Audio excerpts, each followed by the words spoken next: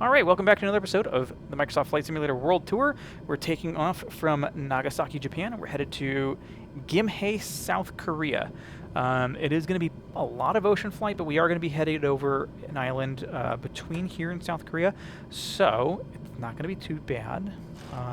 But we'll probably take a little bit of altitude and be alright. We're going to get started by clicking the start button here. On the timer it says 40 minutes. Let's see if we can beat the clock and turn the engine throttle all the way up, take our brakes off, and let's try and stay on the runway here.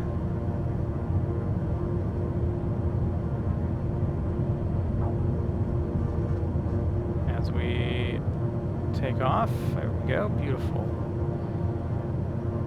Beautiful, beautiful, beautiful. And as we do,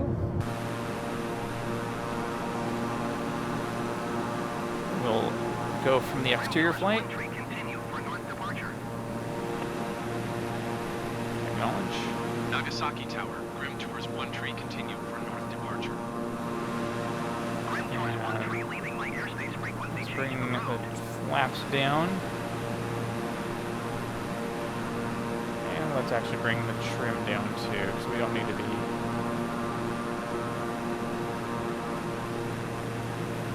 too fast. Acknowledge frequency change. Nagasaki Tower, Grim Tours, so I know that I have had the audio off in a couple of previous episodes, and I feel really stupid about it. And I think the last episode I did recognize and turned it back on, so this should be a good episode also with sound. And so yeah, the flight's going to be about 40 minutes, according to the clock. Shouldn't be too bad.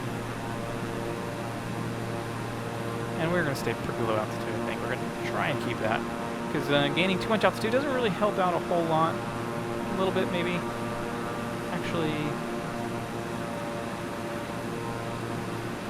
yeah, I don't know. I'll try and point out locations as we go along, as I do. But if you're watching and you haven't seen the previous episodes, I do have all my previous episodes on YouTube, youtube.com/AustriaGrim. You can check it all out. It's in a playlist, the World Tour. You can go see where I started off and see how we got to here. We went up through Canada and up through Alaska, and then came down through Russia and down through Japan, and now we're going up to South Korea. And we'll take a tour down south from South Korea.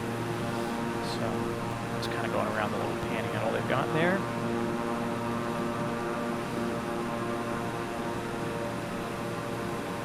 Oh, there's the Osaki Peacock Nature Park right over here. If you ever wanted to see peacocks, if you look real closely, let's see if I can get this going. If you look real closely, you might see the peacocks down there. You see them? Yeah, right there, probably on that beach. You see those peacocks? Oh, look how, yeah. You see them? Wow.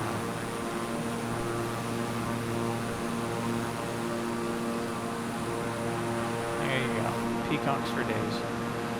Did you know that the female peacock is called a peahen? Yep.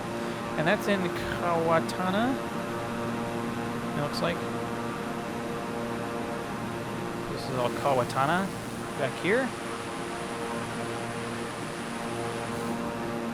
And Hasami over this way.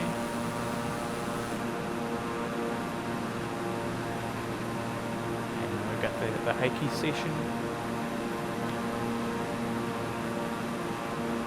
I'm not sure what kind of station it is, but it's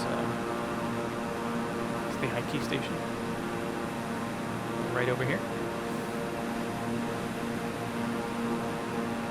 If you're watching on YouTube, you can watch live. I do play on Tuesday and Thursday evenings. You come join the Twitch chat, twitch.tv/AustriaGrim. I start the flights around 7 o'clock right now. I think it's like 7:30-ish. So a little later than normal, or as I kind of intended. So it kind of fluctuates between 7 and 8. There's the start time. No rush. We get things going. Again, that's twitch.tv/AustriaGrim. Come and hang out live. I do other games too. Haven't recently. The past few days I've been not doing it much. But I've been doing Stellaris and get back doing that so I can post more of that onto YouTube. What did that say? Saibo? Sasbo. Sasbo. And there's Saikai National Park. And the Tenkaiho Observatory is back there. And let's kind of straighten up.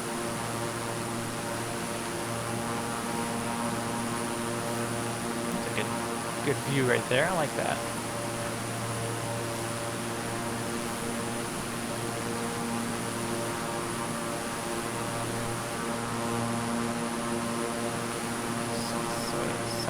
Sasebo. It just says no, Sasebo. Sasebo. That's, yep. Miyama no Sato Itayama Park, right here. And it looks like some sort of country club. It actually doesn't say the country club on here.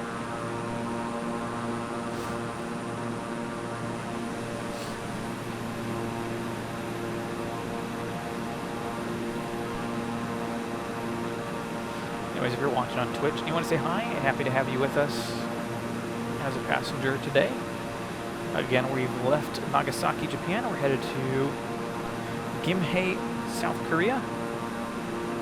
Come to find out, it used to be pronounced Kimhae, but the Korean pronunciation was closer to Gimhae.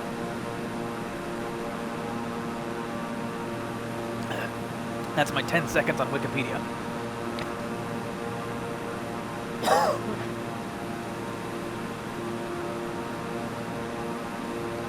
As I choke on trying to breathe water.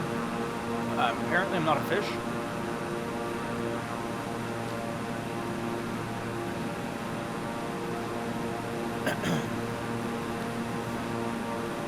The Sasebo Hirado Country Club is right here. Yeah. I said that correctly the first time. Matsura is right here.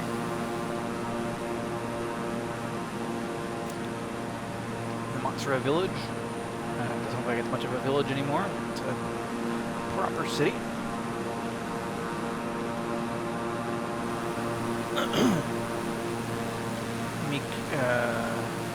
Mikuria over here. The Hirado Castle's back here on that island.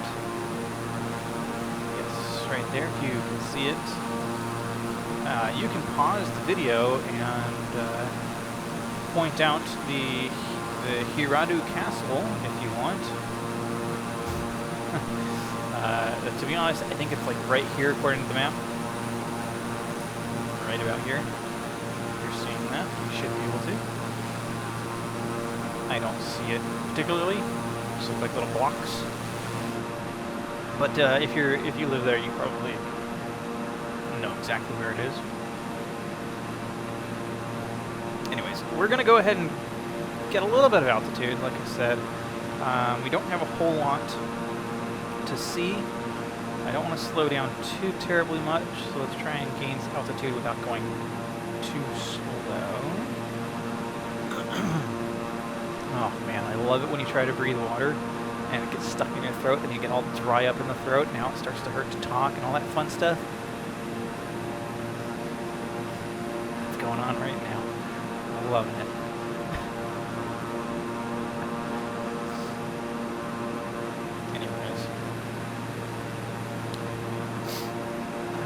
Takushima Island. I believe it's this little guy right there, Takushima.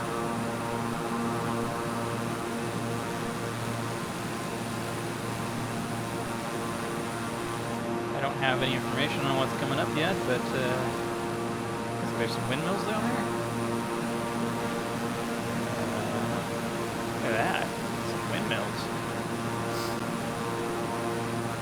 to assume that like every single windmill. I mean, there's what 6. It's not terribly hard to count those. I guess 7, 4, 5, 6, 7. Yep. But I do live in the Mojave Desert that's close to the Tehachapi Windmill Farm, and I think there's like I want to say either 180 something, some odd windmills. There's a ton. I mean, but they keep adding more and more. Actually, when I used to work at Netgear, and I do recall when the IT, I don't know if it was the IT manager or something of the windmill farm. Anyways, that is the Azuchi Oshima Island. There you go. Anyways, I was working at Netgear, and the IT manager or somebody from the windmill farm in Tehachapi called up, and they didn't, it was just weird that it was like they were explaining, here's our problem, we need serial over Ethernet devices. And they were like, we have these serial devices, and they have Ethernet output jacks. And I'm like, I don't think that those are what you think they are. I don't think that they're over the Ethernet because they just wanted. Anyways, I think that they had like a serial connection over RJ45 cable, Cat5 cable kind of a thing, and they were wanting to do that over. Netgear networking products, so they want to have a serial network. Anyways, long story short, I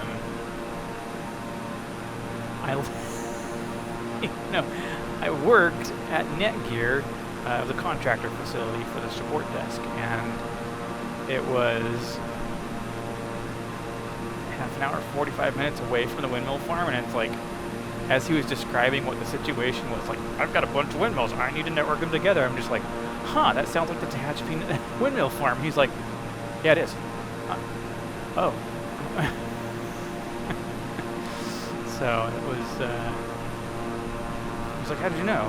Well, just, we're stationed out here in Lancaster. It's not where I am now, but yeah, it's just like, half an hour, 45, not even 45 minutes. I think it's like 20-minute drive from there. Depending on how fast you drive, I guess. Anyways, I told my supervisor, and he was just like, no, that has to go to corporate so they can take care of it. That's a corporate customer. And I was like, all right. And there's nothing that we didn't have what he needed. I knew that. He needed some sort of Ethernet terminal? No. Serial, like a serial networking device, Like, it's not terribly difficult to figure out what you need there. But you just need some sort of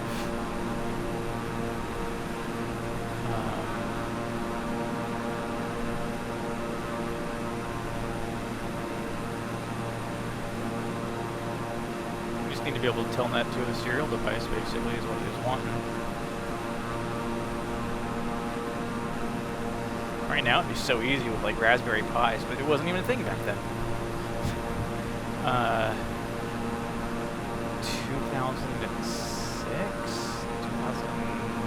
2006, 2008. Now I question, when was Raspberry Pi? When did they come out?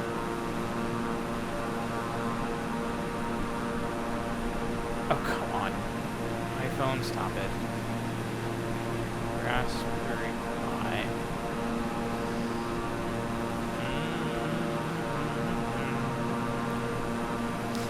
Let me look this up. Founded in 2012. Yeah, so...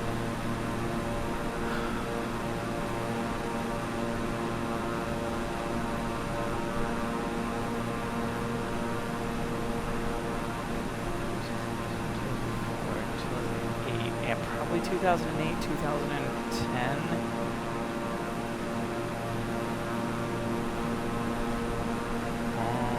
I don't recall.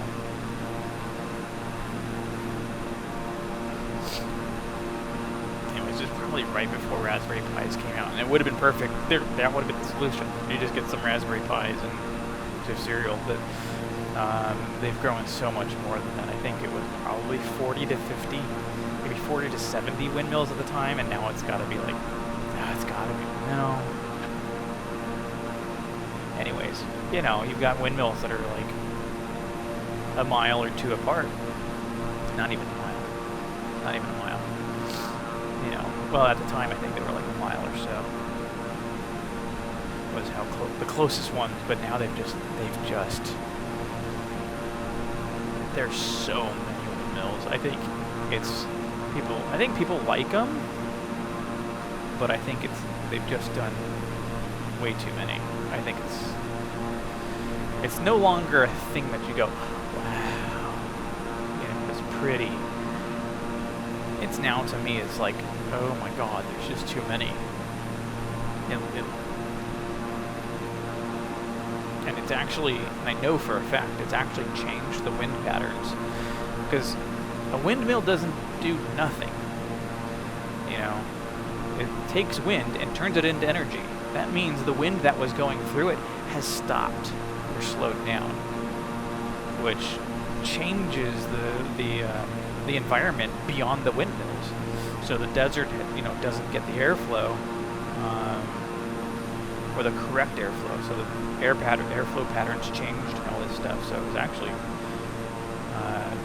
changed, you know, how the desert gets airflow. And, you know, it doesn't change the upper atmosphere, but the lower stuff really gets affected.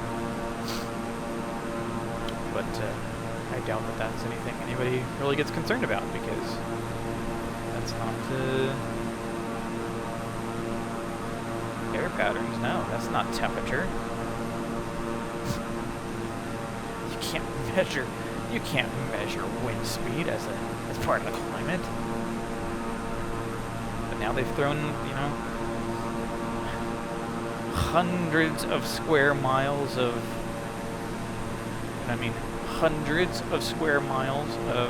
solar panels, which, hey, it's great. We rely on solar energy now, and we're not polluting the atmosphere with solar stuff, but now you're providing shade, and where it wasn't before. Now we're maintaining and destroying the natural desert environment. Natural plant life isn't growing underneath those solar panels. Animals and other stuff I think it's just changed a lot of the natural environment. I think it's damaged it. But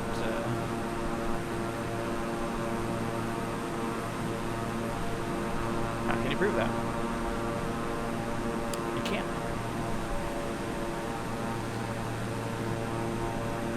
You can only imagine that there's like some more dominant species now, because you're like, you know, the birds can't go and get the field mice, right? Because the field mice can now hide under the solar panels, that kind of stuff. So the field mice feed on the spiders or whatever, and the field mice or whatever else.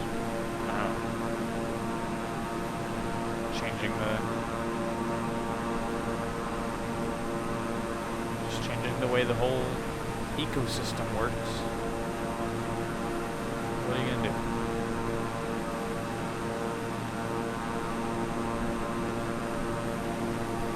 And then I was talking to a coworker, and we made a joke about it. Like, so solar panels take light energy, which is also infrared heat energy, and it's sucking out this energy from the light.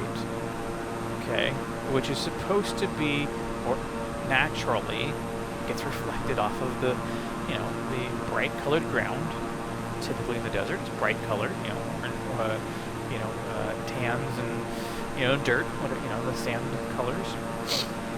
And you take that and you get a reflective light off of it, you also get the radiation off of it that is being consumed by the solar panels.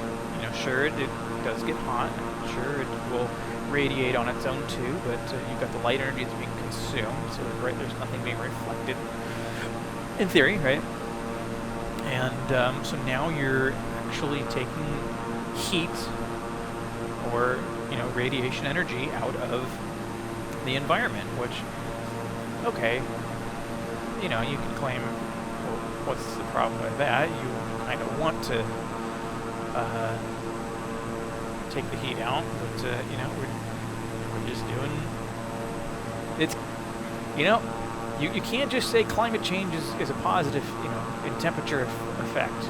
Climate change is also happening now that we're decreasing the temperature through solar panels, but we were also damaging the Earth by how much we have to do to generate the freaking glass for solar panels, generate and produce the electronics for solar panels, and all of the components. It's not just, you know, it's not just silicon. Anyways, apparently this is part of Japan. It looks like Tsushima and the ruins of Ofune. And Kamizaka Park, right up here somewhere. Anyways, that's my diatribe on the you know, solar panels. Hey, I've got solar panels, and I got a good price on them.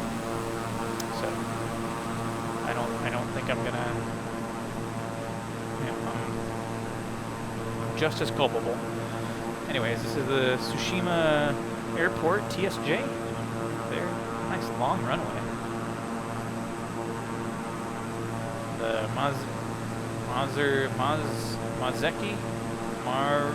Manzeki observation deck. Right here. Manzeki observation deck.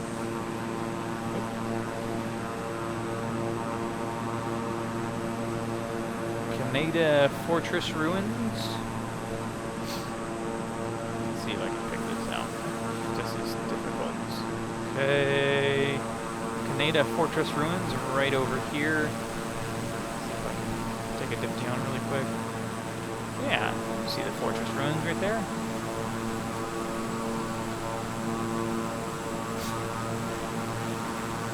Yeah, no, it's right there. Top of the hill.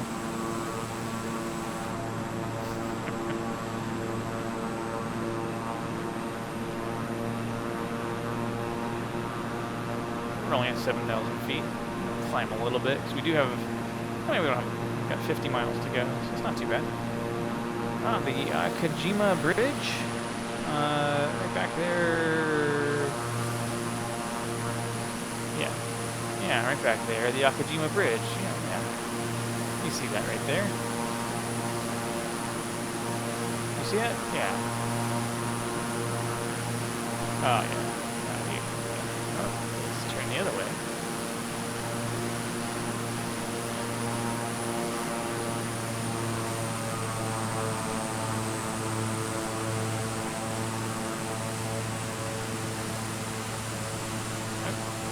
Okay, let's turn the other way.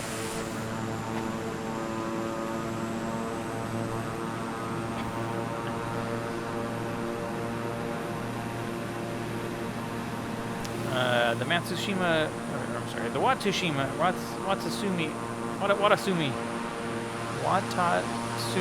shrines, right there. At the tail, pretty much. No, I'd say back here maybe. I don't know. It's hard to tell now. It's actually really difficult to tell with that map. Oh, S&S Fishing right over here.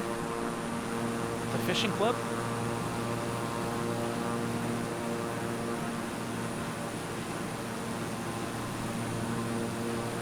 You have the Wadasumi, and then you have the Wadasumi Shrine.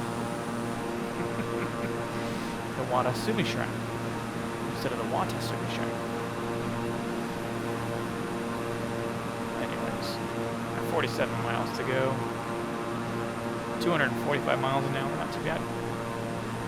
And 69,080 feet? 6,980 feet, about 82, 83. Looks like it's a little foggy up ahead.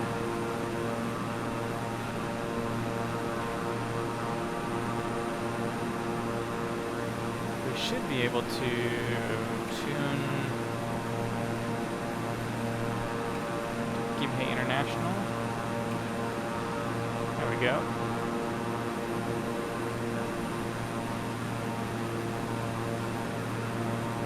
Actually, a shorter flight than I was expecting. That's all right. That's not too bad. We got 40 miles to go, and we still have to land.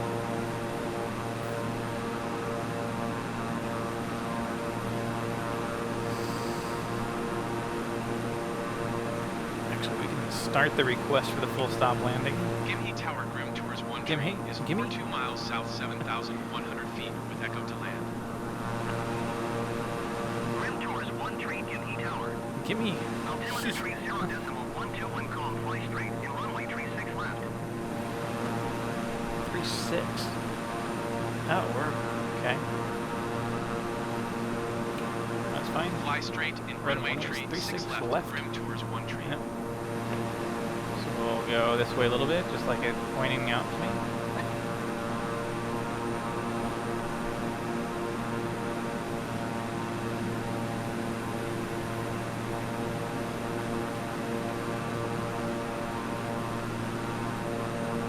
I think we can actually start descent a little bit. We're at 30 miles out, so yeah, we can start. I mean, we're only at 7,300 feet, so we don't need to descend right now. I'm sure it's going to be windy over the ocean here.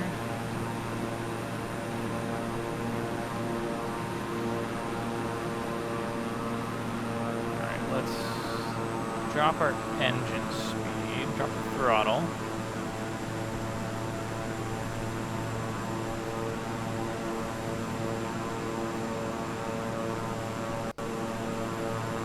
So we can ascend a little bit, I guess, maybe.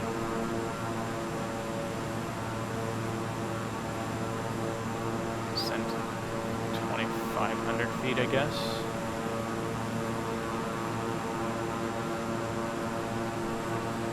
We're going 240 miles an hour, so it's not too bad.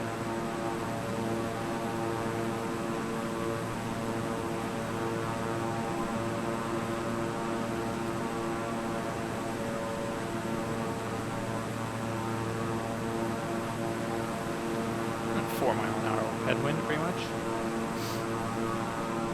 It's not much.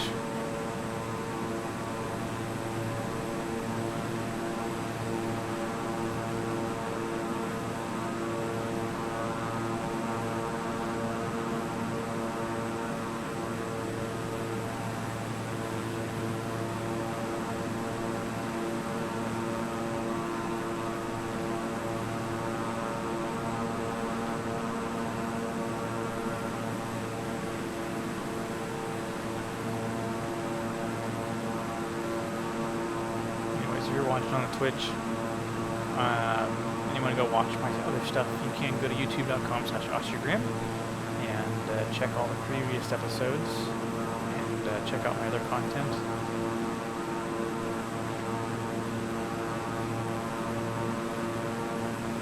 And again, if you're watching on YouTube, you can come to twitch.tv/OscarGrim. Come hang out live in the chat, say hi.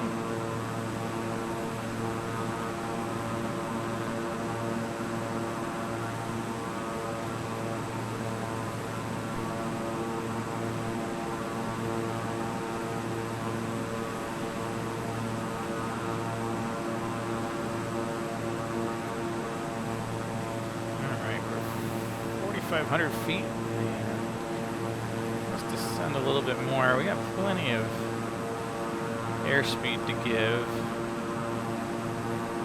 We're 20 miles from our entry point of our pattern, and we do have a lot of fog. Alright, 240 miles an hour.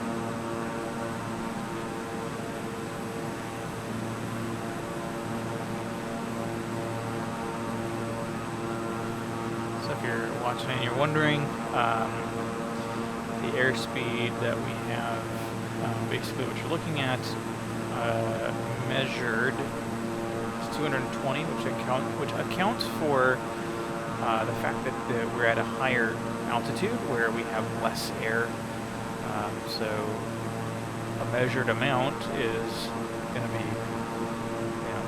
less than our true airspeed. So down below that you see TAS, that's the true airspeed, and that's our actual airspeed in nautical miles an hour.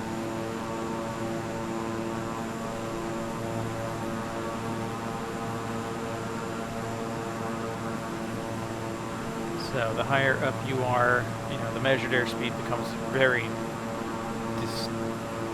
disparate, different. Basically, there becomes a large delta between your measured airspeed and the true airspeed. But as you get closer to sea level, your measured and your true should become much closer. Anyways, we are at 2,400, and we need to keep our airspeed up a little bit because we still have got 12 miles to go before our entry, our pattern entry, which means we still have a few miles after that to get into the runway. All right, get on the ground. Anyways, we're staying at 2,500, and that's perfect.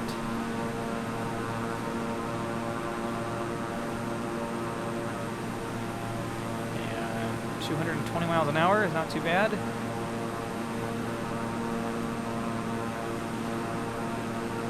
A lot of fog. Thankfully, they put up the pattern entry lights for us, so we can see what we need to do. I'm glad we have this technology.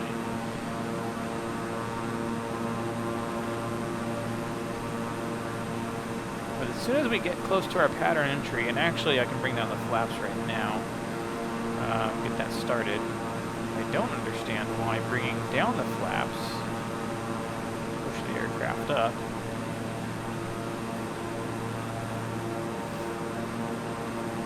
Right? Brought the flaps down. That should have pushed us down, but who am I?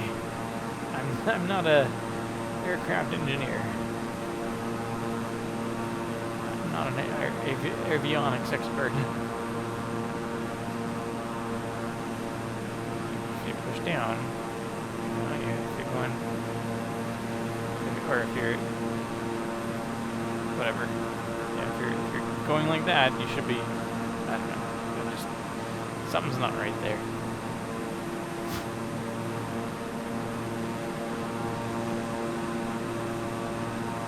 If I put the flaps down, right?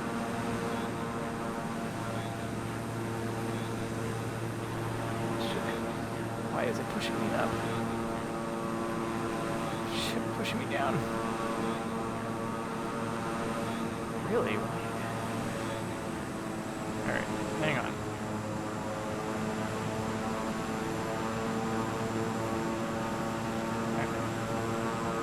I don't get it. I don't get it, but that's okay. I don't need to get it. What I need to do is line up here. And we're actually doing great on time.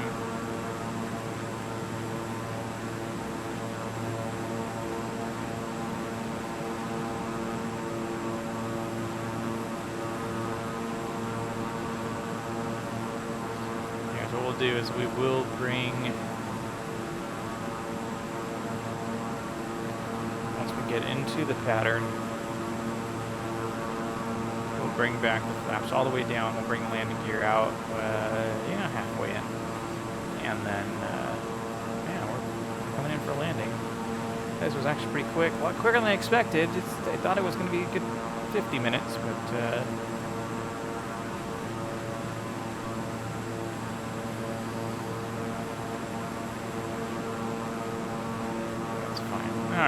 flaps are going all the way down. And now wants us to bring her landing gear.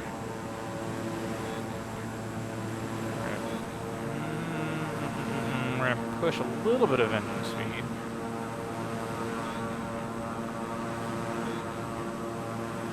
Let's bring it down. Going way too fast. Way too fast.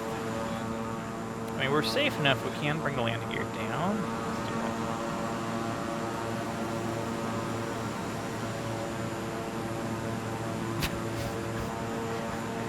I was watching it and it went.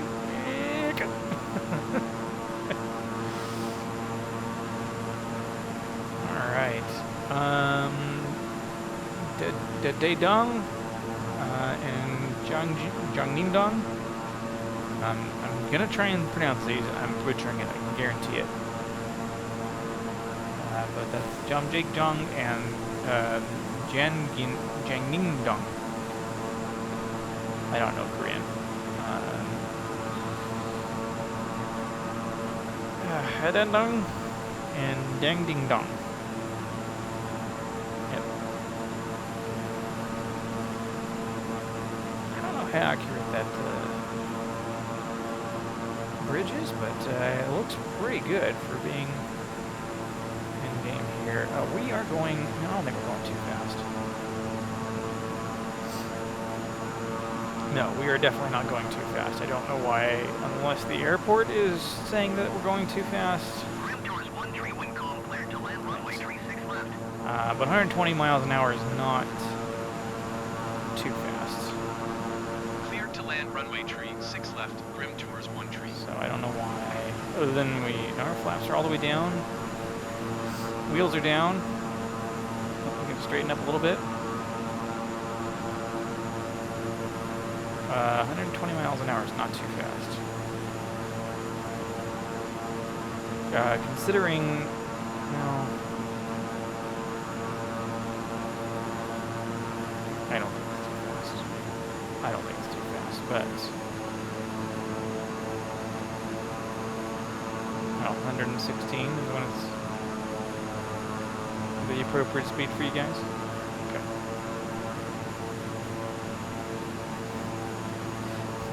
Poor 5 miles an hour. That's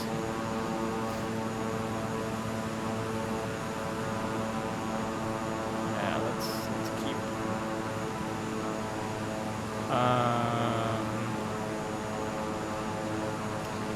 Yes, Busan is right over this way. A lot of blue ceilings, or blue roofs. That's interesting.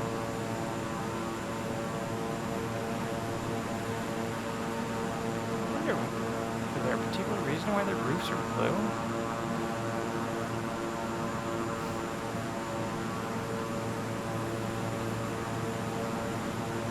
And I wonder if that's like just the way it is on the map. Like if that's just the color of roofs.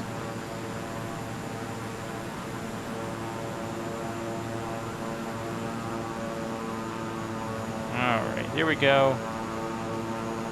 500. 400. I feel like we're coming in pretty fast.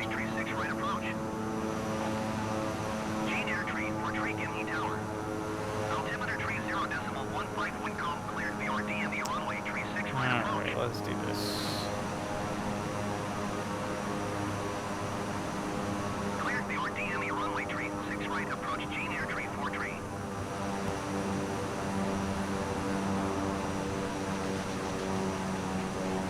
Look at us. Look at us.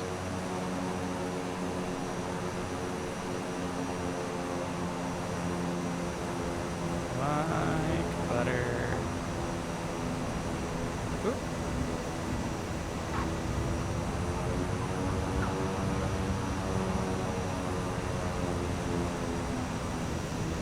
There we go. Grim Tours 1 tree, turn next taxiway. Yep. Acknowledged. Okay, apparently I'm not going to acknowledge.